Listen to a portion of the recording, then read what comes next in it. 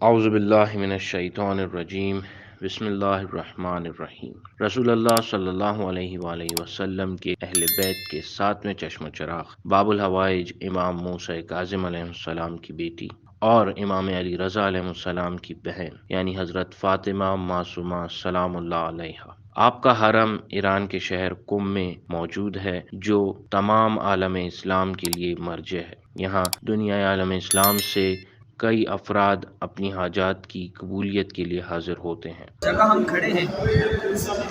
یہ صرف فاطمہ معصومہ کا حرم نہیں ہے، یہ چہاردہ معصومین کا حرم ہے۔ جب آپ بی بی کا زیارت نامہ پڑھتے ہیں تو آپ 5 اولو العزم نبیوں کو سلام پیش کرتے ہیں، پھر چہاردہ معصومین کی بارگاہ میں سلام پیش کرتے ہیں۔ یعنی جس بھی حرم میں آپ جائیں، امیر المومنین کے حرم میں جائیں تو آپ کو امیر المومنین کے حرم کے زیارت کا ثواب ملتا ہے۔ کسی بھی معصوم کی حرم کے اندر آپ جائیں تو آپ کو اسی معصوم کے حرم کی زیارت کا ثواب ملتا ہے، لیکن جب آپ فاطمہ معصومہ کے حرم میں آتے ہیں تو آپ کو ایک ساتھ چہاردہ معصومین کی زیارت کا ثواب ملتا ہے۔ تو ہم بہت خوش نصیب ہیں، اور جو ہے وہ اس وقت ہم فاطمہ معصومہ سلام اللہ علیہ کی جو بنت موسیٰ بن جعفر ہیں، اور امام نے ان کے لیے کہا ہے کہ فداہا ابوہا، اور تاریخ نے یہ جملہ 2 دفعہ دیکھا۔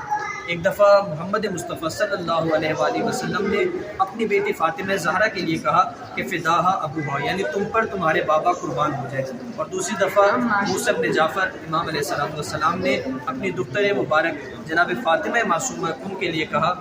فداہا ابوہا، کہ تم پر تمہارے بابا قربان ہو جائے۔ حضرت فاطمہ معصومہ سلام اللہ علیہا کے لیے امام صادق علیہ السلام نے فرمایا کہ اگر رنج و غم اور مشکلات میں گرفتار ہو جاؤ تو قم کا رخ کرو، کیونکہ قم فاطمیوں کے لیے پناہ گاہ اور مومنین کے لیے راحت و سکون کی جگہ ہے۔ اسی طرح امام صادق علیہ السلام نے جناب فاطمہ معصومہ کی ولادت سے پہلے ہی آپ کے لیے ایک حدیث میں بیان فرمایا، خداوند متعال کے لیے ایک حرم ہے کہ جو مکہ ہے، اور اس کے پیغمبر کے لیے بھی ایک حرم ہے کہ جو مدینہ ہے، اور امام علی علیہ السلام کے لیے بھی ایک حرم ہے کہ جو کوفہ ہے۔ ہمارے لیے بھی ایک حرم ہے کہ جو قم ہے، کیونکہ ایک زمانہ آئے گا ہماری بیٹیوں میں سے ایک بیٹی جس کا نام فاطمہ ہوگا اس کو وہاں دفن کیا جائے گا، پر جو شخص بھی جناب فاطمہ معصومہ کی قم میں زیارت کرے گا پس اس پہ جنت واجب ہے۔